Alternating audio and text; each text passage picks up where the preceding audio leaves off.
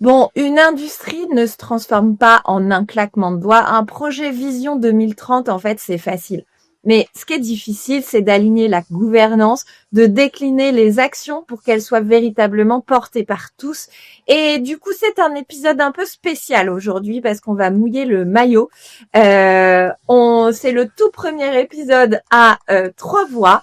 Hello Éléonore, hello Bonjour. Fabien, bienvenue sur le podcast. Hello.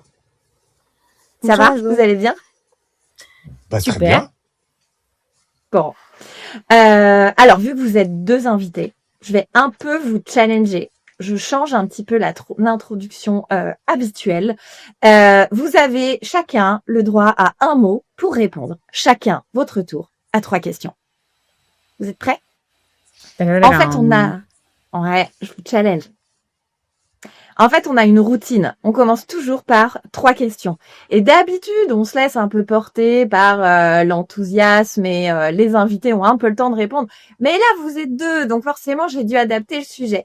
Alors, Éléonore déjà. Donc, 3 questions, un seul mot pour répondre. Ok, t'es prête? Alors, qu'est-ce qui t'anime, qu'est-ce qui te révolte et qu'est-ce qui te fait peur? Qu'est-ce qui m'anime? La circularité. Qu'est-ce qui me révolte? L'injustice. Qu'est-ce qui me fait peur? Le jugement. Ok, fort, super, bien joué, t'as joué le jeu. Fabien, à toi, qu'est-ce qui t'anime, qu'est-ce qui te révolte, qu'est-ce qui te fait peur? Qu'est-ce qui m'anime? La transformation. Qu'est-ce qui me révolte? L'immobilisme. Et qu'est-ce qui me fait peur? L'échec de la transformation. Ok. Franchement, vous êtes bon. En un mot, c'était pas simple. Vous avez bien relevé le défi. Merci, merci beaucoup. Avant qu'on attaque, je fais un petit instant promotion comme d'habitude. Merci à tous donc pour la croissance du podcast. Grande nouvelle puisque chaque épisode sera diffusé sur YouTube. Tu tapes l'industrie qui fait envie, tu t'abonnes et tu vas pouvoir voir nos 3 trombines en l'occurrence pour cet épisode. Alors, Éléonore, toi, quand on a échangé un peu en préparation de l'épisode, tu as une vision très systémique et c'est ça qui m'a particulièrement interpellée dans ce que tu peux apporter aux entreprises, très systémique de la transformation industrielle, des enjeux industriels et pas que. Et ton job au quotidien, donc, c'est d'aider des boîtes à aligner leur stratégie autour des enjeux de circularité et de leur organisation et aussi de leurs enjeux de communication et de marketing. Et toi, Fabien, donc tu es DRH chez Eternity Systems et tu as piloté une grosse transformation stratégique sur laquelle vous avez bossé, collaboré ensemble. Et donc c'est ça que l'on va aborder. Je vous propose très rapidement de vous présenter. Là, je vous ai fait une présentation hyper rapide. Peut-être de prendre la main l'un et l'autre pour vous présenter de manière assez rapide. Ça vous va? Très bien. À qui est tour? Éléonore, vas-y, lance-toi. Donc, Éléonore, je suis effectivement consultante et conférencière indépendante pour accompagner des projets pour réconcilier l'industrie, l'agriculture, la finance et le numérique au service de la transition écologique et sociale grâce à l'économie circulaire. Donc, je travaille aussi bien avec des startups, PME, TI, grands comptes et fonds d'investissement sur des projets de structuration ou de développement de nouveaux produits ou nouveaux marchés, de diversification, que sur des sujets d'accompagnement d'acteurs du monde agricole pour diversifier leur culture, enfin leur modèle économique plus précisément, ou développer des projets de territoire autour de la résilience alimentaire et de la transition agroécologique. Pour faire court. Tout un programme. Merci, Éléonore. Fabien, à toi la balle. Fabien Martiens, moi je suis avec directeur des ressources humaines, notamment dans l'industrie depuis beaucoup d'années, dans l'automobile, dans le monde du papier et puis maintenant dans l'économie circulaire, avec toujours comme fil rouge une orientation très business, un accompagnement des organisations sur la transformation interne pour pouvoir accompagner le développement du business. Ça, c'est toujours ce qui m'a animé et ce qui m'anime toujours aujourd'hui. Ce que j'aime bien dans mon métier, c'est que je suis pas uniquement sur les ressources humaines, mais j'ai un rôle un petit peu plus large, ce qui permet d'avoir un impact plus important. C'est la partie organisation a beaucoup de sens pour avancer dans des éléments de transformation comme celui dont on va parler aujourd'hui. Eh ben, écoute, tu me tends la balle. Quel est ce projet de transformation dont on va parler? Est-ce que tu peux déjà nous présenter les enjeux de départ chez Eternity System? Quel était le contexte à ce moment-là et voilà comment, enfin quel était en tout cas le premier cadre peut-être de ce projet de transfo, peut-être qu'il a évolué et c'est tout ce qu'on va creuser justement. Ouais, on va faire un petit retour en arrière, mais Eternity System, déjà on est une entreprise qui est spécialisée dans le lavage de contenants réutilisables, qui a plus de 30 ans. Il y a peu d'acteurs qui sont des acteurs de l'économie circulaire depuis 30 ans. Donc ça, c'est déjà un atout très très très fort. Moi, je suis arrivé dans cette entreprise en 2018. J'étais le premier avec une fonction ressources humaines. Donc il n'y avait pas de fonction ressources humaines. Bien avant, il y avait l'administration du personnel, mais il n'y avait vraiment pas de fonction ressources humaines. Et c'est une entreprise qui avait en 2018 quelque chose de très très fort, c'est qu'elle était monoclient. Et donc la conséquence du monoclient, c'est qu'il y avait un partenariat très très fort avec ce client historique. Et à travers ce partenariat très fort, il y avait complètement une non-identité d'Eternity System, puisque l'identité d'Eternity System était l'identité de notre client. Ah ouais, donc il y avait un sujet un peu de marque en fait et d'appartenance peut-être culturelle. Limite, Eternity System était l'entreprise cliente, quoi. Il y avait une confusion, quoi. Il y avait une confusion totale. On rentrait sur les sites d'Eternity System. Il y avait à l'époque 17 sites Eternity System, floqués du logo du client. Ah, donc, carrément. il n'y avait, D'accord. il En n'y fait, avait il y a pas le du nom. tout de... Ouais, le nom Eternity System n'existait pas. Il a fait partie du projet de transformation. Quand moi, ils m'ont contacté en 2021, à ce moment-là, l'entreprise, c'était un numéro de SIRET. C'est-à-dire qu'il n'y avait pas de nom, pas de site internet, pas de réseaux sociaux, pas de relations presse, pas de présence dans aucun événement. Pas d'identité, vraiment des fantômes. quoi. Voilà. Et Ok. par contre, Voilà. quand on arrivait sur site, ce qui était très surprenant, c'est qu'effectivement, on avait l'impression d'arriver sur des sites du client, alors que c'était bien les sites qui appartenaient à l'entreprise. Ok. Et c'est ce qui était intéressant parce qu'en fait, c'est lié aussi à l'historique qui était de travailler uniquement comme prestataire de service pour ce client. Donc, il n'y a jamais eu besoin, à un moment donné, d'avoir une communication externe structurée, comme vient de le dire Éléonore, d'avoir le besoin d'attirer, le besoin de se présenter. Et vivons heureux, vivons cachés. Ouais, Voilà, et puis du coup, c'était une stratégie business de se dire voilà, on focus sur enfin, on a un client unique. Mais alors, du coup, qu'est-ce qui vous a fait, parce que là, rien que ça, c'est quand même une transformation profonde dans l'évolution du business model, hein, pardon, mais de se dire ça. Voilà, on passe d'un monoclient avec une proximité extrêmement étroite à une diversification marché. On a déjà un changement culturel profond, ne serait-ce que du point de vue de la gouvernance, quoi. Enfin. Bien sûr, bien sûr. En fait, il y a plusieurs éléments. Il y avait déjà un élément de croissance très très très forte, c'est-à-dire que pendant 25 ans, cette entreprise a cru avec tous les ans de digits. Donc, ils n'ont pas du tout eu le besoin d'aller chercher la diversification parce qu'il fallait déjà structurer l'entreprise sur les besoins de son propre client.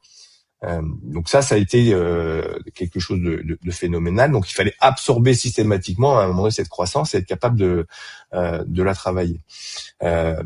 on arrive à un point important, c'est que l'économie circulaire prend de plus en plus d'importance dans l'économie. La notion de réemploi commence à arriver et on se dit mais là on a peut-être quelque chose à faire. Être unique, un laveur depuis autant d'années et ne pas être connu sur le marché, il y a peut-être quelque chose à faire. Donc ça a commencé comme ça. Donc on s'est dit mais comment faire ça? Et puis Franck, qui est notre directeur commercial, et moi, on a commencé à s'apercevoir qu'il y avait une personne là, sur les réseaux qui était très active. Franck a décidé de la contacter, c'était Léonore. Parce qu'effectivement avec Éléonore, avec beaucoup de dynamisme sur les réseaux, ça se ressent déjà, et puis avec effectivement une vision très claire de ce que doit être l'économie circulaire, on s'est dit mais elle va pouvoir nous aider. Donc on a commencé à être en contact avec Éléonore et on a commencé avec une mission. Et c'était quoi alors ta mission, Éléonore, au départ? On t'a donné quoi comme cadre?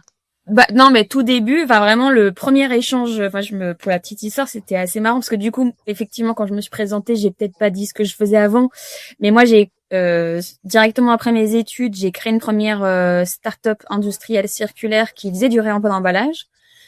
Déjà dans mon école de commerce, j'avais mis en place le réemploi des gobelets pour les événements. Donc en fait, depuis 2013, le sujet du réemploi d'emballage, c'est quelque chose qui m'anime. Et après, au sens large, tous les sujets de circularité globaux. Et donc, avec ce projet de start-up, j'avais gagné une certaine notoriété parce qu'effectivement, à ce moment-là, le projet a bien marché. Et j'ai continué à suivre l'évolution du marché, la structuration de ce marché, puisqu'il y a aussi des associations qui se sont créées pour représenter les acteurs de ce marché. Donc, à l'époque, c'était d'un côté le réseau consigne, d'un côté le réseau vrac. Maintenant, c'est le réseau vrac et réemploi. Quand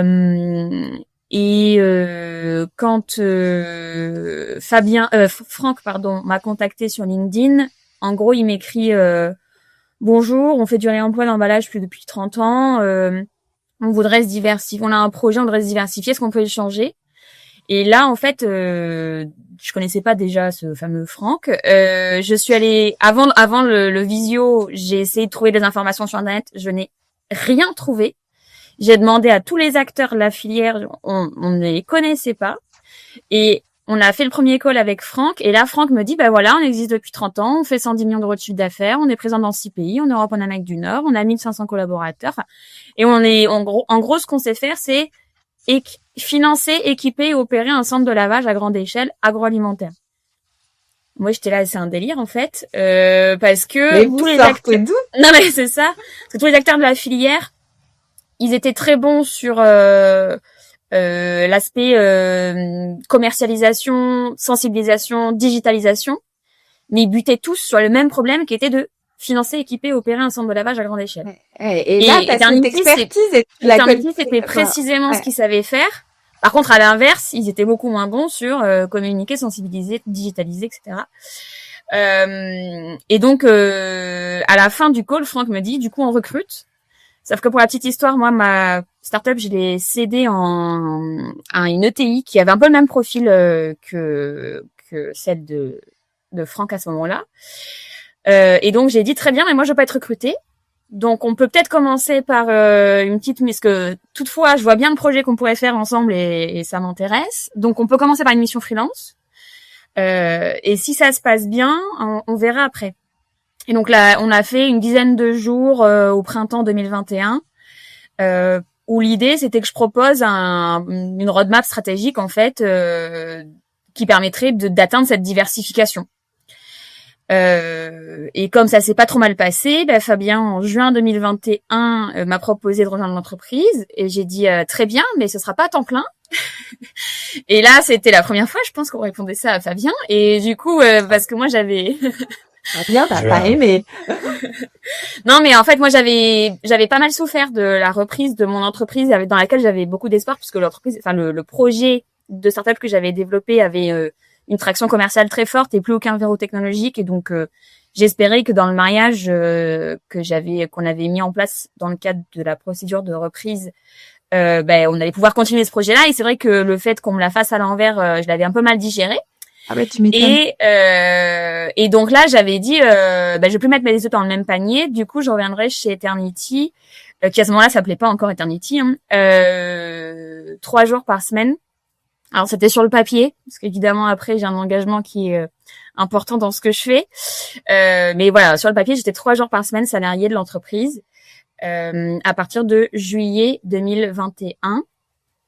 Ok. Et le projet, c'était un projet effectivement de déjà faire découvrir au comité de direction c'est quoi l'écosystème du réemploi, et déjà rien que les notions de différencier développement durable, RSE, économie circulaire, qui sont les acteurs, donc déjà faire cette immersion. Du coup, ouais, excuse-moi Éléonore, mais du coup Fabien, en fait, vous étiez un peu le terme est fort, mais un peu en autarcie finalement, et déjà un premier besoin de découverte de l'écosystème, des différents stakeholders dans ce domaine-là. Mais c'est un peu exactement à ça. l'aveugle en fait. Alors le terme d'autarcie est fort, mais pas tant que ça. Je pense que c'est une très bonne métaphore. Et donc effectivement, il fallait nous acculturer à l'écosystème de l'économie circulaire et comprendre très rapidement quel pouvait être notre positionnement dans ce secteur-là, en sachant qu'on avait une expertise industrielle, une expertise des volumes, une expertise des process, des gros moyens que les acteurs de cette économie n'ont pas. Donc ça, c'était vraiment notre. Est-ce que vous étiez en industrialisation, enfin depuis 30 ans, vous aviez rodé vos process, vos procédés, c'est. Mais juste pour donner un ordre d'idée, c'est plus de 800 millions d'emballages réemployés par an. Ce qui est juste aujourd'hui, même les meilleures entre guillemets start-up du moment, les plus grosses, celles qu'on a avec 4-5 ans, etc. Si elles dépassent le million, c'est la fin du monde. Donc on est vraiment sur des échelles qui n'ont rien à voir. Ouais, ok. Et donc en fait, l'intérêt, on était très intéressés parce qu'on voyait bien à un moment donné toutes ces startups arriver sur le marché de l'économie circulaire et notamment du réemploi. Mais on voyait aussi qu'il y avait un décalage culturel, puisque nous on était des industriels, donc avec une capacité à aller très très très vite, à faire du volume, alors que toutes ces startups avaient un modèle beaucoup plus artisanal, avec des projections bien évidemment à la fois de marché et de BP qui étaient très très très très ambitieuses. Donc nous on s'est dit, c'est maintenant qu'on doit se positionner sur ce marché-là, parce que à un moment donné, il faut travailler sur notre notoriété, sur notre image, pour être reconnu comme un acteur dans quelques années très important. Voilà. Donc ça, c'est ce travail qu'on a commencé en 2021. Ouais. Avec Éléonore. Donc on avait commencé quand même un petit peu, on avait fait un site web, on avait fait 2-3 trucs quand même pour moi en tant que RH communication, attirer des salariés en leur disant désolé mais on n'a pas de site web. Je vous avoue qu'au début c'était un peu compliqué quoi. Donc oui, parce que attends, mais là faut qu'on fasse un stop là-dessus. C'est-à-dire que oui, toi quand t'as rejoint la boîte, t'as dû halluciner, Fabien. Ah bah oui. Complètement.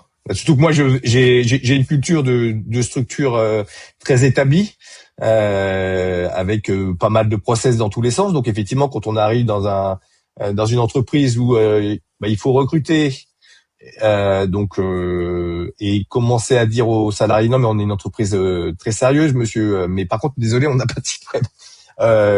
C'était assez compliqué. Tu devais te sentir un peu border à ce moment-là. Voilà, mais bon, après l'avantage c'est que à partir du moment où on arrivait à faire le premier pas et à faire venir le salarié à nous, derrière c'était l'autoroute, c'était quand même assez évident.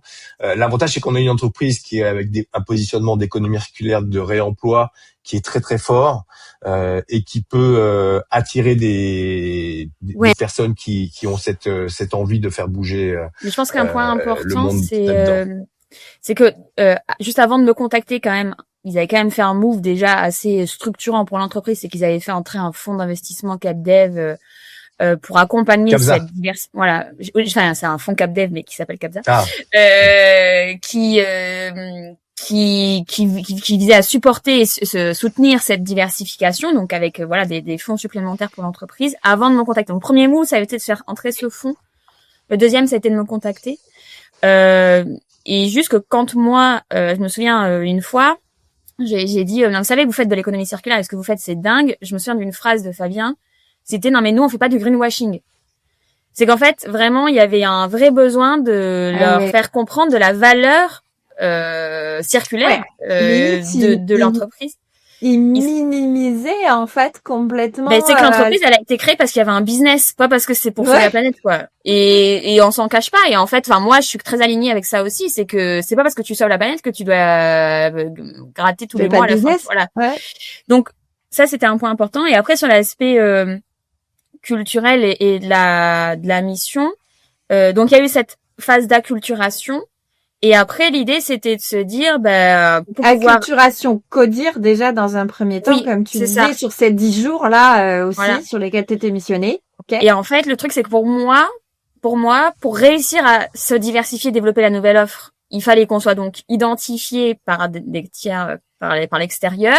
Et donc, ça passait par une création d'une marque qui n'existait pas, de toute une branding, de tout un tas d'outils de com externes. Sauf que là, Fabien, il m'a dit non. Enfin, il m'a dit non parce qu'il m'a dit on va pas aller trop vite. Avant de faire de la com externe et de sensibiliser et d'aller à l'extérieur, on va d'abord expliquer en interne ce changement. Et alors, pour moi, personnellement, ça a été assez dur à vivre parce que Fabien passait son temps à me dire voulais y aller, quoi. Tu vas trop vite. Mais au final, c'est le meilleur apprentissage de ces 3 ans. Et aussi, ça a été hyper intéressant de se dire comment on va réussir à ce que le message, le nouveau positionnement, en fait, une fois qu'entre guillemets avec le codir, on s'était aligné et on voulait y aller, comment faire en sorte que ce message-là, il soit porté à tous les étages de l'entreprise. Et donc là, Fabien et moi, et puis d'autres personnes de l'équipe, on a réfléchi à, en fait, notamment, on a créé des journées où je venais. Alors déjà, on a quand même essayer de rendre un peu participatif le choix du nom de l'entreprise. Je me souviens notamment d'un séminaire où on avait présenté différents logos, etc. Voilà.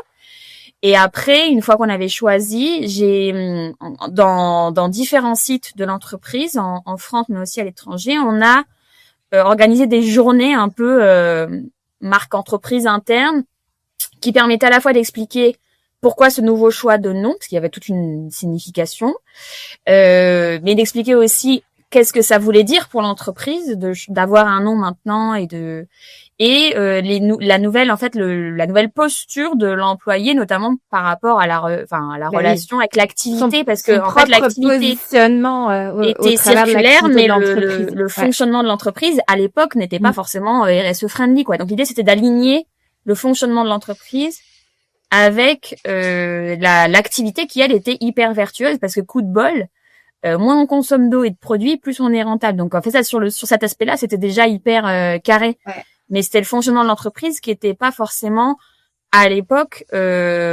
complètement aligné. Et donc on a fait plein d'actions de com interne, avec aussi la mise en place d'outils de com interne pour essayer d'aligner tout ça. Ouais, parce que alors du coup, Fabien, excuse-moi. Vas-y Claire, vas-y. Ouais, tu sais, moi j'ai envie de t'interpeller justement parce que ce que soulève du doigt Éléonore là, c'est l'impact culturel de la transformation, et donc ton rôle, en tout cas celui que toi t'as voulu endosser à ce moment-là, si je comprends bien, c'est de se dire travaillons d'abord le changement culturel en interne pour qu'il puisse ensuite rayonner en externe, et surtout qu'on puisse fédérer autour de ce projet-là. C'est un peu le contre-pied que toi tu as souhaité prendre.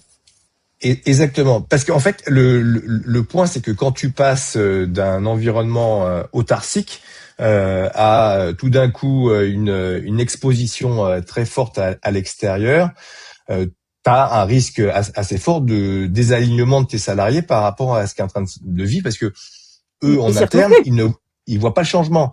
Donc pour eux en interne ça fait 25 ans qu'ils font la même chose, et tout d'un coup que se passe-t-il? Donc c'était très très très important pour moi d'expliquer à toutes les équipes ce qu'on était en train de faire et les différentes étapes qu'on était en train de mener pour que eux aussi prennent ce chemin-là. Donc c'était pas qu'un chemin de communication extérieure. C'est pour ça que quand Eleonore dit quand je dis on fait pas du greenwashing, c'est que je voulais qu'il y ait une vraie appropriation par tout le monde de ce qu'on était en train de transformer, et que ce soit pas juste voilà, mais maintenant ça y est, regardez, on a trouvé notre positionnement externe, Donc, on va mais oui. papoter comme Mais ça. donc, toi, t'as saisi, en fait, tout de suite que t'allais dans une grosse transfo, quoi. Enfin, dans une transfo profonde avec un Oui, changement de modèle, mais derrière surtout un changement culturel, qui est le chantier le plus difficile à mener, hein. exactement. Enfin, Et quelque part c'est par le changement culturel que tu vas embarquer tout le monde. Voilà. Voilà. Après, on avait quand même une belle autoroute pour pouvoir le faire. Donc ça, c'était quand même très, très, très, très sympathique. Il y avait Eleonore qui poussait énormément, effectivement, euh, à la fois sur l'externe et puis aussi pour sur l'interne. Donc ça, c'était vraiment très chouette. Mais on avait quand même la chance d'être sur un modèle où on peut parler d'économie circulaire, on peut parler de réemploi, on peut parler de choses qui donnent beaucoup de fierté aux salariés. Donc c'était Mmh. là-dessus qu'on voulait aussi jouer. C'est à un moment donné, on doit être fier de ce qu'on est, de ce qu'on veut être Ouais. demain, quoi. Voilà. Et donc tout ce travail-là, il fallait vraiment le faire en interne, euh, avec une petite avance sur l'interne par rapport à l'externe, parce que je voulais pas me retrouver à tout d'un coup, mais qui sommes-nous, c'est quoi Eternity System, c'est Ouais. quoi cette Ouais. diversification, on comprend rien. Voilà, donc l'alignement était très important. Et surtout Et, que les employés apprennent pas des news par la com externe de trucs. Donc ça, on a fait attention et c'était pas facile, hein, parce que en plus, moi, j'avais jamais été salariée d'une grande structure. Donc moi, j'avais effectivement cette culture start-up, entrepreneur, et donc pareil, une autre phrase que Fabien m'a dit un jour, c'est on veut pas que ce soit un projet d'Éléonore, on veut que ce soit un projet d'entreprise. Et c'est aussi pour ça qu'il m'a dit beaucoup non, non, non, et on va moins vite, et on va d'abord faire ces étapes-là, ce qui était vraiment sur le moment très frustrant. Mais qui au final, quand je vois, enfin, par exemple, là, je suis partie depuis 2024 de l'entreprise, et j'ai le sentiment, en tout cas, de tout ce que j'observe de l'extérieur et des contacts que j'ai encore parfois avec les salariés, que le projet, même si moi, je suis plus là, que ce que j'en étais effectivement le symbole, on va dire, et ben, même si je suis plus là, le projet continue d'être porté parce qu'il a été complètement intégré par les équipes. Alors déjà par toute l'équipe de Fabien qui fait un super boulot, mais vraiment aussi par les collaborateurs. J'en ai certains qui étaient là depuis le début de l'entreprise, depuis plus de 20 ans, 25 ans, et qui m'ont dit « J'étais déjà content de venir tous les matins au boulot parce qu'il y avait... C'est vraiment aussi une chouette entreprise, il y a une vraie culture familiale, voilà. Mais maintenant que je comprends encore, enfin, je veux dire que je vois la dimension qu'on savait pas forcément à l'époque, et ben ça pas me motive. conscientisé du tout, quoi. Voilà, Enfin, ouais. non, et ben ça me motive encore plus. Enfin, moi, je sais que j'ai Mmh. un salarié qui m'a dit ça une fois, et c'était un des plus anciens salariés de la boîte. Donc, ça c'est génial, quoi. Ouais, ça c'est top. Et alors du coup, parce que bon, c'est vrai que là, c'est un peu l'archétype du vivons heureux, vivons cachés, et de la parfaite illustration de l'humilité aussi des industriels. Je pense qu'on a un doux mélange un peu de ces deux syndromes d'industriels là dans cette culture d'entreprise. Et du coup, je pense que c'est ça qui est intéressant, c'est de se dire comment est-ce que vous pourriez décrire la culture d'entreprise telle qu'elle était peut-être avant cette transfo? Et elle est pas simple parce que du coup, il y avait cet amalgame avec le client final. D'ailleurs, c'était quoi l'activité de votre client? Sans le C'est nommer, hein, le mais... C'est le pooling, c'est la mise à disposition de caisses sur le marché de la grande distribution. Ok. Voilà. Et en fait, justement, quand moi ils m'ont contacté, qu'ils m'ont expliqué ce qu'ils faisaient, ce qui était dingue, c'est que pour eux c'était quelque chose de complètement classique, mais en fait, ça avait jamais été modélisé dans l'écosystème du réemploi d'emballage. Le modèle qu'avait Eternity avec son client et qu'a toujours, c'est un modèle qui en fait résolvait énormément de blocage du déploiement à grande échelle de la filière. Et donc moi j'ai entre guillemets j'ai modélisé et communiqué sur ce modèle qui est maintenant le modèle qui est en train de devenir le modèle principal du développement de la filière en France mais aussi à l'international, hein. Donc Ok. c'est ça qui était hyper Dingue. intéressant, c'est qu'il y a en gros il y a un acteur qui possède un parc d'emballage réemployable, dont il est le propriétaire et dont il va louer l'usage. Et après il a un sous-traitant, un partenaire qui lui va être l'acteur qui fait la partie réemploi, donc collecte, transport, réparation, lavage, stockage. Et donc en fait cette complémentarité permet de répartir aussi les enjeux sur les investissements nécessaires par rapport à d'un côté le parc machine, de l'autre le parc d'emballage, qui sont des investissements qui, si ça prend de l'ampleur, peuvent être assez significatifs. Ok. Et c'est aussi des métiers complètement différents. Parce qu'il y en a un qui est vraiment sur de la gestion de flotte, quand l'autre il est sur un outil industriel avec des enjeux rien à voir. d'hygiène et de qualité très élevés. Ok. Et alors donc, quelle était un peu la culture de la boîte à ce moment-là? Qu'est-ce qu'elle est un peu aujourd'hui? Et en quoi c'est devenu, ces enjeux sont devenus des leviers d'engagement et d'attractivité? Ça fait beaucoup de questions en une, je suis désolée, ça c'est tout moi ça.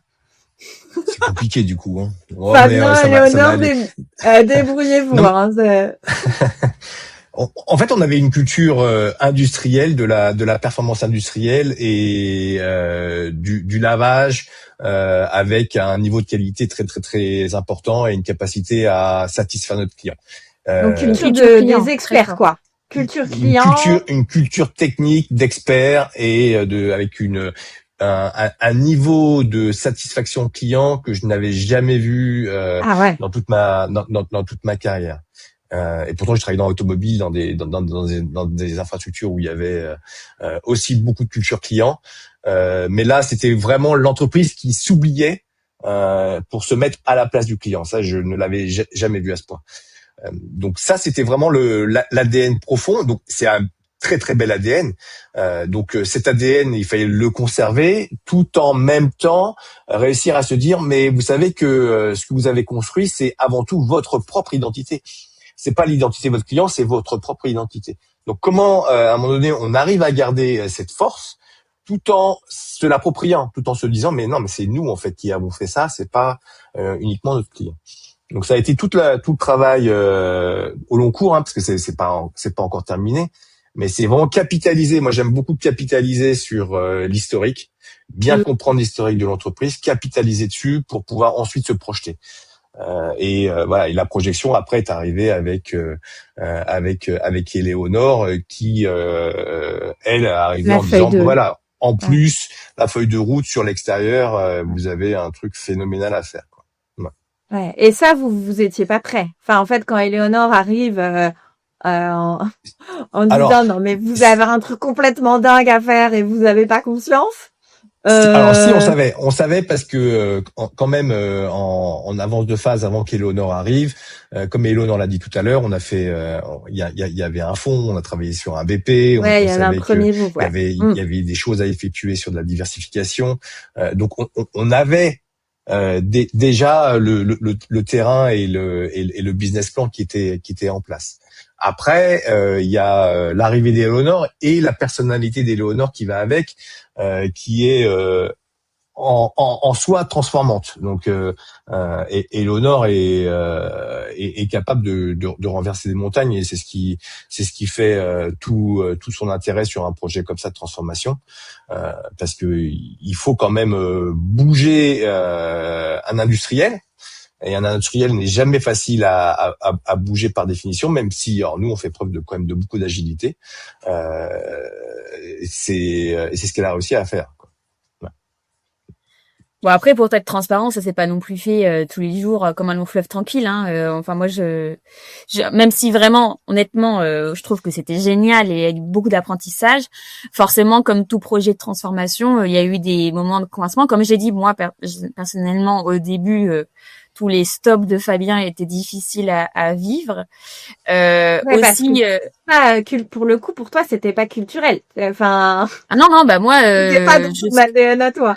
Non. Et puis jusque là, moi, comme je crée plutôt des projets toujours, on va dire de base, j'avais jamais ce problème-là de se dire attends, il faut que tout le monde soit embarqué, puisque en fait moi, j'embarquais au fur et à mesure.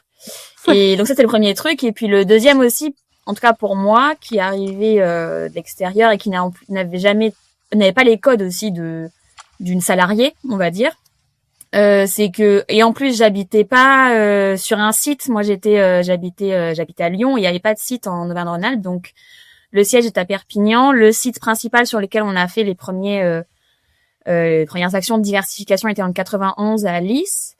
Et donc j'étais beaucoup en remote. Et quand j'allais sur site, j'étais un peu la nana qui veut tout transformer et qui en plus parle pas comme nous, pense pas comme nous, travaille pas comme nous, qu'on voit rarement. Enfin vraiment, et donc il y a eu aussi un enjeu en tout cas pour moi, et Fabien m'a aidé, et ça n'a pas été simple de réussir à m'intégrer dans les équipes. Et donc typiquement une autre petite histoire marrante, mais en tout cas en gros c'est que moi je fume pas, je bois pas, je bois pas de café, et donc je prends pas de pause, je travaille quoi. Moi j'arrive, je bosse, voilà. Et en fait quand j'arrivais sur site, moi je bossais, et au bout d'un moment, quand même, je me suis plaint à Fabien et à Franck que je voyais bien que les gens me répondaient pas forcément à mes mails, ou que c'était pas toujours facile, quoi. Moi, j'avais besoin d'avancer et ça allait pas assez vite. Et donc, un jour, ils m'ont dit, mais en fait, est-ce que tu prends le temps de dire bonjour aux gens? Enfin, de dire bonjour. Évidemment, je disais bonjour, mais de t'intéresser, d'aller discuter avec tes collègues et d'aller boire un café avec eux. Et j'étais là, je bois pas de café, donc je vois pas pourquoi, à quoi ça sert, quoi. Et en fait, en gros, il y a eu une fois, ils m'ont dit, maintenant, on veut que quand tu viennes sur un liste, tu boives des cafés, et on veut que tu fasses que ça. Et donc, en fait, il y a eu plusieurs fois où je suis montée, où en fait, j'avais calé aucun call de ma journée, et ce que je faisais de ma journée quand j'étais à Lys, c'était aller boire des cafés, aller dire bonjour à tout le monde. Et c'est vrai que moi, m'intéresser aux chiens de ma voisine, etc., ou à la grand-mère, franchement, honnêtement, ça ne m'intéresse pas. Mais le fait que je fasse cet effort-là de m'intéresser, etc., parce que en soi, les gens étaient très sympas et vraiment, j'avais rien contre eux. C'est juste que c'est pas des sujets qui m'intéressent. Moi, ce qui m'intéresse, c'est la circularité, c'est la transfo, c'est l'avancée. Et de faire cet effort-là, ça m'a vraiment permis d'avoir ensuite une meilleure intégration dans les équipes, et donc des retours à mes mails, et donc d'avancer. Mais ouais, du coup, à un moment donné, j'ai dit à Fabien et Franck, en gros, vous me payez à boire des cafés. Ils disent oui. Ouais, mais tu vois, c'est hyper drôle parce que en fait, t'as juste été confronté de plein fouet à la culture de l'entreprise, en fait, à ce qui fait que les hommes et les femmes, sont engagés dans cette boîte, sont heureux d'aller le matin, et toi, t'es arrivé là-dedans en étant un peu surprise de ça. Avec des modes de travail complètement différents aussi, parce que par exemple, dans l'entreprise, comme beaucoup d'entreprises industrielles jusqu'à récemment, c'est que ça se faisait aussi beaucoup par le parler, donc il y a assez peu de formalisation par écrit. Sur oral. Moi, je fais des process, des outils, des emails, des rapports, des structures, et donc eux, en fait non, c'était on se passe l'info à la pause café. Et donc voilà, c'est pour ça que moi j'avais pas les infos, enfin on n'avait pas les modes de communication. Et maintenant ça me sert encore, je travaille même dans le monde agricole. Et en fait, je suis allée faire les vendanges avec les agris, je suis allée et vraiment j'ai pris le temps, et pareil j'ai clairement autre chose à faire que de faire ça, mais en fait, je sais que c'est nécessaire, donc je prends maintenant ce temps pour pouvoir réussir à me faire accepter et intégrer dans cet écosystème. Non, mais c'est un point important, ce que dit Éléonore, c'est qu'à un moment donné, la capacité à créer du lien social, qui peut être considéré à un moment donné comme du temps perdu, en fait, c'est du temps caché, qui permet après derrière d'avoir des leviers de performance qui sont phénoménaux dans une organisation. Donc, et c'est vraiment ce point-là sur lequel on a pas mal insisté avec Éléonore. Parce qu'une fois que on passe du temps comme ça à faire du off, à expliquer tranquillement les choses, derrière le levier pour se faire accompagner, pour être suivi, il est phénoménal. Et alors, Fabien, toi, parce qu'on a beaucoup de DRH qui nous écoutent, et on a reçu beaucoup de DRH sur le podcast. Ton rôle complet dans cette transfo, parce que tu parles aussi de communication. Je crois comprendre que t'es aussi responsable de la communication, directeur de la communication, ou je sais pas. Ouais, j'ai plusieurs casquettes effectivement, parce que on est une UTI de 1500 personnes, donc j'ai effectivement le rôle RH classique, mais il y a une partie effectivement communication. J'ai j'ai l'IT aussi T'as c'est moi. J'ai l'IT une dans... partie aussi. Ok. Ouais, j'ai des choses assez diverses. J'ai la partie légale aussi. Donc ouais, ça ressemble un petit peu Tu à t'ennuies pas, quoi. voilà, je m'ennuie pas, mais en fait, c'est des éléments de transformation en fait cruciaux dans l'organisation systématiquement en fait. Les systèmes d'information, la transformation est très très importante et il faut être capable de bien se projeter sur ce qu'on veut construire. Donc ça se rejoint, ça se rejoint, ça a du sens. Donc c'est vraiment moi le cœur de mon métier, c'est comment j'accompagne l'organisation à tous ces changements-là, comment je la prépare, parce que on a des challenges en permanence. On peut avoir l'intégration de nouvelles structures quand on décide de faire des acquisitions, comment on acculture la nouvelle organisation à ça. Il y a plein d'éléments en permanence qui nécessitent beaucoup d'agilité et sans oublier le passé. Ça, j'y compte beaucoup, mais vraiment comment on arrive à garder notre ADN quand on est en croissance, c'est pas si simple que ça en fait. Non. C'est comme l'a dit Éléonore, on avait une culture orale. Et quand on commence à se structurer en ayant des nouvelles couches de management, bien évidemment, on fait les entretiens, on explique, etc., ce que nous sommes, ce que nous voulons rester. Après, chacun arrive avec son passé, avec son historique, avec ce qu'il croit être bien pour l'organisation.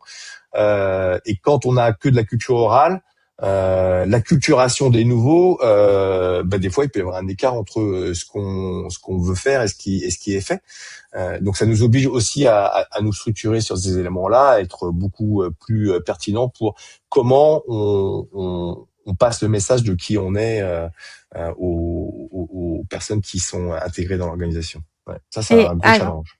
Et tu vois, alors il y a un truc que j'entends souvent de la part des DRH qui portent et qui vivent des transformations, pour en avoir accompagné quelques-unes aussi, sur d'autres sujets que les vôtres, mais peu importe. Souvent, les DRH vont me dire, tu vois, ce qui est dur, Claire, quand je suis en pleine transfo comme ça, c'est que j'ai toujours ma casquette de DRH du quotidien, tu vois, peu importe la taille de l'entreprise, du site, enfin, tes sujets du quotidien, tes CSE, tes négociations, tout ce que tu veux, le classique du rôle de DRH, qui est déjà pas le plus simple. Et à côté de ça, je porte et je pilote une transfo, quoi. Et quelque part, c'est deux jobs avec des temporalités aussi très différentes, avec des feuilles de route qui sont extrêmement différentes, et te retrouver au milieu de ça, tu vois, c'est pas simple. Donc, qu'est-ce que toi tu donnerais? Enfin, Éléonore, tu peux aussi, parce que tu étais au cœur de la transfo, hein, je dis tu, mais vous savez que vous avez le droit de répondre tous les deux. Tu donnerais quoi comme un peu conseil à des DRH qui vivent peut-être leur première transfo ou en tout cas qui sont un peu au début? Je sais pas si je pourrais me permettre de donner des conseils déjà, parce que je pense que c'est quelque chose sur lequel on doit le vivre.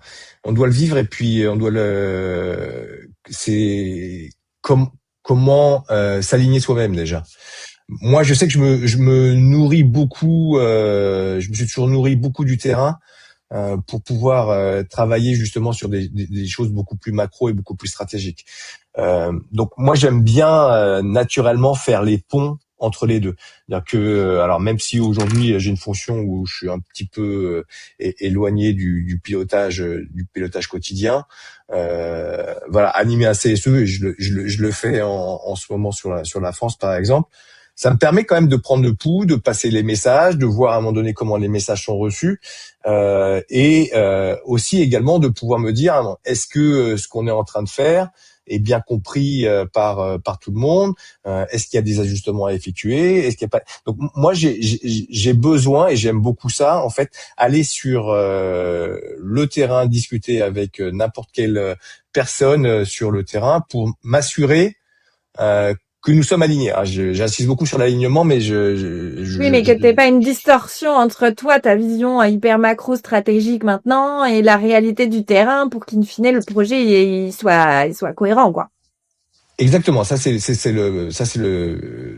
que j'aime bien. Après, avec toutes les limites que ça comporte quand on est un groupe international comme le nôtre, quand je vais avoir beaucoup plus de difficultés à sentir le pouls quand je vais aller aux États-Unis ou quand je vais aller en Espagne sur la réalité effectivement de la transformation qu'on a effectuée. Donc effectivement après il faut avoir des relais et c'est pour ça que la construction du message de ce que nous voulons faire, comment nous voulons le faire est de plus en plus importante aussi. C'est-à-dire que l'oralité ne suffit plus. Ouais, puis Donc, après, t'as les limites auxquelles vous avez certainement été confrontés tous les deux, Éléonore et Fabien, sur la dimension entre le global et le local, parce que même si ça reste la même entreprise, bah, t'as quand même des spécificités culturelles, déjà d'un site à l'autre, sur un même territoire national. T'as les spécificités de l'interculturel que ça engendre et avec des résistances. On n'a pas parlé du sujet des résistances et j'ai à tout prix envie qu'on l'aborde avant qu'on ne se quitte. Et du coup des résistances aussi qui ne sont pas les mêmes du fait de ces spécificités culturelles. Tout à fait. Alors moi j'ai pas de question. Pardon, j'avais pas de question. Non, mais c'est sur la partie résistance, c'est un point très important. Parce que alors on a la chance chez Eternity d'avoir une entreprise d'une agilité folle avec un dirigeant qui est toujours à se projeter sur le futur et il y a peu de résistance. Tout le monde le suit en fait. Tout le monde le suit naturellement, donc c'est un plaisir de Mais attends, c'est le dirigeant depuis 30 ans? Exactement, ouais. C'est le dirigeant historique. Ah, exactement. Mais tu vois, culturellement, c'est un marqueur très fort, ça. Exactement. C'est une entreprise effectivement familiale où il y a deux dirigeants historiques et dont Gilda qui est le dirigeant opérationnel qui est énormément suivi, qui a énormément d'ambition, qui a toujours un cran d'avance pour faire avancer l'entreprise et tout le monde le suit. Donc ce qui fait que il y a une culture de la résistance qui est très très très faible chez nous. Et c'est la première fois que je vis ça. Il n'y a pas de politique, il y a peu de résistance et go on y va. Et donc moi mon rôle après derrière c'est de dire comment j'arrive à garder cette culture-là dans l'entreprise, une culture de l'action. Vas-y, il vaut mieux que tu fasses quelque chose, que tu attendes que ton chef décide pour toi parce que sinon on perd du temps. Et là, je vois ces dernières années, on a perdu en agilité. On a perdu en capacité à aller très très vite sur certains sujets parce que certains nouveaux arrivent avec une culture qui est peut-être une culture un petit peu plus hiérarchique de attends je vais m'enseigner etc. Cette agilité qu'il y avait de allez vas-y fais et puis après si tu te plantes c'est pas grave à un moment donné. Vous faites de la croissance, tu penses? Bien sûr, voilà. Et donc moi mon rôle c'est comment j'arrive à garder cette agilité, à garder cette culture que promeut notre dirigeant dans l'organisation à travers 6 pays dans le monde. Et ça c'est le challenge le plus intéressant aussi. Et si je peux rajouter 2 points sur la question précédente que tu as posée à Fabien sur comment il gère son quotidien opérationnel et la transfo. Pour la petite histoire aussi, parce que je pense que ça a quand même été un point important, c'est que comme j'avais eu, moi donc comme j'ai dit, l'ETI à qui j'ai cédé mon entreprise précédente, donc ça s'est mal passé. Et là, Eternity, quand ils m'ont contacté, c'était à peu près le même profil, donc j'avais dit attention, warning, toi, etc. T'étais en résistance pour le coup, voilà, j'étais en résistance. Oh là là. Ouais. Et puis eux, ils ont bien vu aussi que j'étais un petit spécimen. Et donc en fait, dès le début, dans la relation qu'on a mis ensemble, on a mis un management assez particulier, c'est que moi j'étais en direct avec Fabien et avec Franck. Qui sont tous les deux membres du COMEX. Ils sont un petit COMEX, ils sont 5. Petit, d'accord, ok. Voilà. Et donc, en fait, finalement, avec Franck, je pilotais la diversification, entre guillemets, commerciale. Et avec Fabien, la transformation. Mais c'est vrai que moi, personnellement, je l'avais pas... je m'en rendais pas forcément compte au moment où on le faisait. C'est qu'après, où je m'en suis rendu compte. Et donc, en fait, j'avais 2 N+1. J'étais en pilotage avec les deux. Donc ça, je pense que c'est un point quand même important. On se demande toujours pourquoi on me reporte. Voilà, en fait, c'est souvent le point, c'est mais pourquoi je reporte à Fabien ou à la fonction RH, j'ai rien à faire avec la fonction RH. Ah, mais en fait, la fonction RH,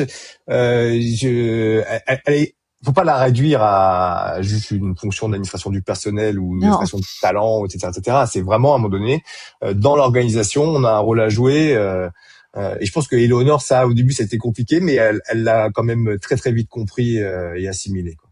Ouais, t'avais Voilà. pas anticipé que c'était les RH en tout cas qui allaient soutenir dans l'organisation la transfo du projet, quoi. En fait, au début même, au tout début même, j'avais même pas forcément au tout départ vu enfin, moi, j'étais sur une diversification commerciale, donc en fait, c'était la demande qui m'avait été faite, hein, c'était vraiment, on veut développer des nouveaux marchés. Donc c'était pas on veut transformer l'entreprise, créer le pôle marketing com RSE, tout ça n'avait pas du tout, c'était pas une demande qui avait été formulée. C'est quelque chose qu'on a réalisé En parce même qu'à un temps, moment tu donné, connais pas la boîte, t'arrives, tu te fais voilà. avec le cadre qu'on te donne aussi, quoi. Donc mais la demande initiale c'était on veut juste aller sur des nouveaux marchés, c'était pas forcément on veut transformer toute l'entreprise, on veut développer des nouveaux pôles, etc. Donc ça s'est fait en marchant. Donc mais en tout cas voilà, je pense qu'un point intéressant c'était effectivement cette double direction avec une équipe effectivement Comex qui est plutôt assez alignée et très disponible et réactive. Un deuxième point, c'est sur le dirigeant. Gilda, je n'avais jamais vu un dirigeant de ma vie comme ça. Je travaille avec énormément de chefs d'entreprise de toutes tailles différentes.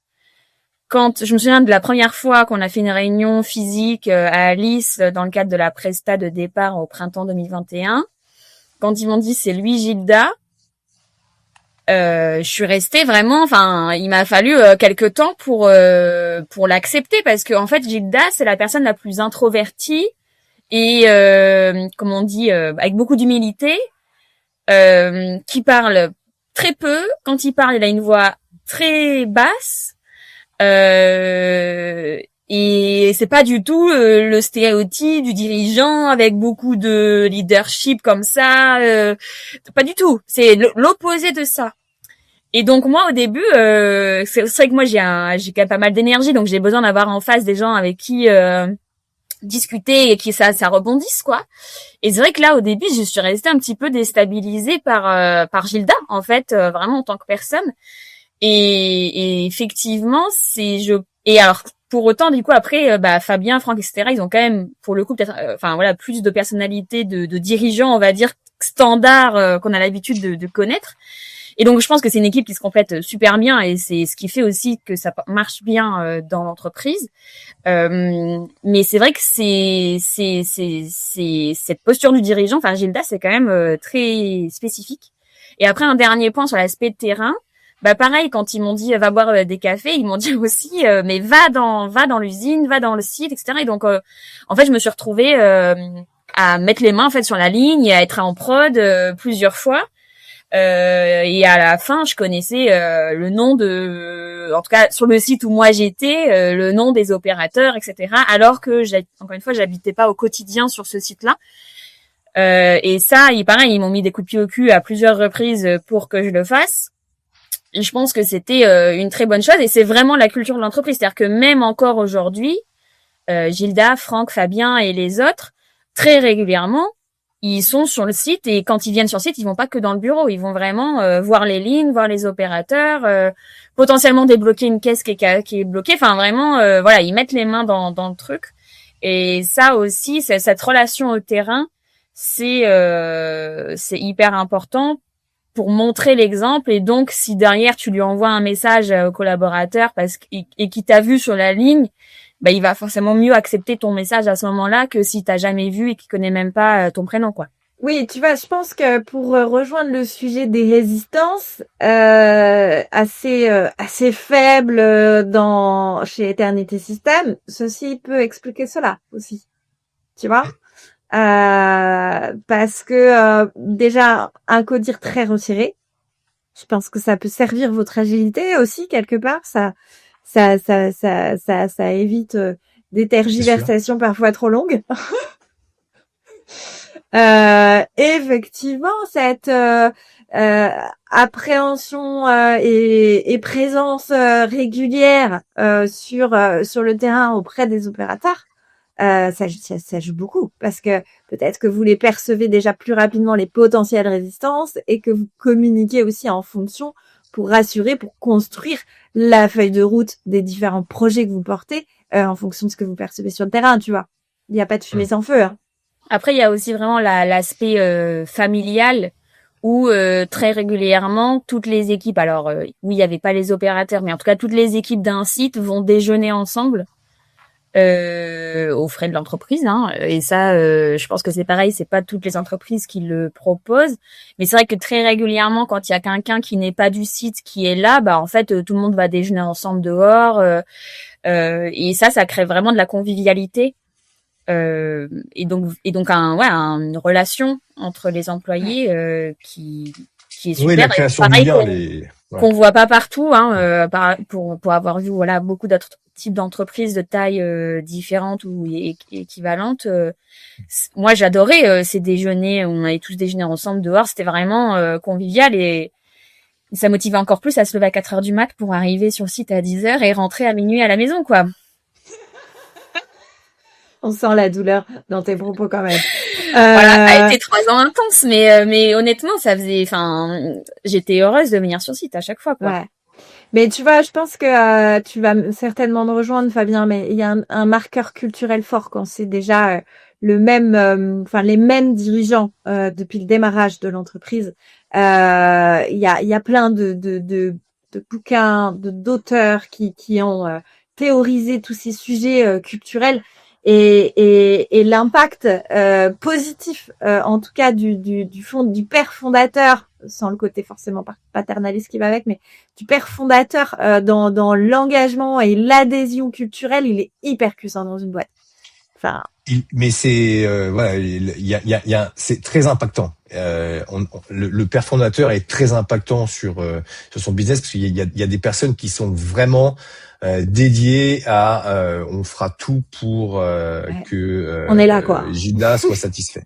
Mais ouais. il y a réellement ça. Et c'est génial. Et en même temps, quand on a cette phase de croissance, c'est comment garder ça tout en dépassant le fait que je le fais uniquement pour le boss, et je le fais aussi pour l'organisation parce que ça a du sens pour l'organisation aussi. Et c'est jouer là-dessus en fait qui est aussi important pour pérenniser l'entreprise à long terme, quoi. Ouais, parce que tu devais à la fois capitaliser justement sur ce qui fait cet engagement fort, ce sentiment d'appartenance quand même hyper puissant, tout en rajoutant des briques nouvelles qu'ils n'avaient pas intégrées culturellement. Exactement. Trop intéressant. Nous arrivons à la fin de notre heure. J'avais encore plein de questions, plein de sujets abordés. J'ai conscience qu'on n'est pas du tout allé au bout de notre projet. J'aurais voulu en savoir encore plus, mais c'est là. Et c'est là. Bah oui. J'espère que ça vous a plu comme échange. Moi, ça m'a beaucoup plu de me retrouver un peu au cœur, en l'espace d'une heure. C'est limitant quand même. Mais en tout cas, d'en savoir plus sur ce très chouette projet. J'aime beaucoup justement la transversalité des différents sujets. J'aime beaucoup forcément la notion la notion en termes d'attractivité, voilà, que ça apporte à la fois en interne, à la fois en externe, de valoriser votre engagement autour des enjeux de la circularité. Je trouve ça super fort. Je trouve ça super fort aussi le fait de désiloter finalement les différents sujets qui ont été portés dans le cadre de ce projet, sujet business en termes de diversification de marché, sujet de transformation culturelle, les sujets branding aussi qu'on n'a pas suffisamment abordé, mais on peut pas parler de tout. Enfin voilà, en tout cas, je trouve que c'est une belle illustration d'une chouette transfo. Donc merci. Merci. Eh ben, merci Léonore, merci Claire. Eh ben, en tout cas, merci pour la confiance. Du coup, c'était chouette de faire votre connaissance autour de cet épisode. Et puis, je vous dis à très bientôt alors. Merci, bye bye. Claire, à bientôt. À très bientôt, au revoir. Au revoir. encore merci de nous avoir écoutés. Il est temps de se retrouver lundi avec un nouvel invité. C'était Claire Tenaillot, fondatrice de Be Wanted, et vous venez d'écouter un épisode de l'industrie qui fait envie. Bon, pour être certain de ne rien manquer, pensez à vous abonner, que ce soit sur Spotify, Deezer ou Apple Podcast. Surtout, pensez à laisser un avis 5 étoiles pour lui donner de la visibilité. Allez, à bientôt sur l'industrie qui fait envie.